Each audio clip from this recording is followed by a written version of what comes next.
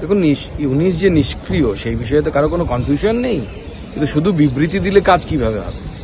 ইউনিস তো আমেরিকারই তৈরি, আমেরিকারই বসানো। নোবেলটাও ওনাদের লবির জন্য পেয়েছেন, এবং নোবেল নাকি শান্তির জন্য পেয়েছিলেন। এখন যা বর্তমান পরিস্থিতি, তা তো দেখে মনে হচ্ছে অশান্তি পাকানোর জন্য আমেরিকা আগে নোবেল দিয়েছিল তাকে। তো এই পরিস্থিতিতে আমার মনে হয় আমেরিকার এই বাক্যবাণে কিছু হবে না, কাজের কাজটা করে দেখাতে হবে। এবং এটা কোনো ডাউট নেই এই বিষয়ে যে বাংলায়, অর্থাৎ পশ্চিমবঙ্গের যে পার্শ্ববর্তী দেশ বাংলাদেশে হিন্দুদের যে মৌলিক অধিকার, সেই মৌলিক অধিকার লঙ্ঘিত হচ্ছে।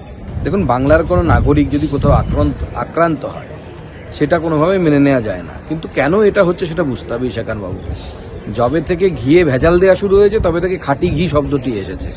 তো খাঁটি ঘি আর ভেজাল ঘি কারণটা এই জন্য, কারণ বহু দল আছে পশ্চিমবঙ্গের যারা নিজেদের ভোট ব্যাংকের কথা চিন্তা করে, সে বামফ্রন্ট আমল থেকে শুরু করে আজ অবধি তৃণমূল আমল পর্যন্ত বাংলাদেশ থেকে মুসলিমদেরকে অনুপ্রবেশ করানো হয়েছে, রোহিঙ্গাদেরকে অনুপ্রবেশ করানো হয়েছে। সেই জন্য এখন ভেজাল ঘির জায়গায় খাঁটির ঘি এই সমস্যা হচ্ছে।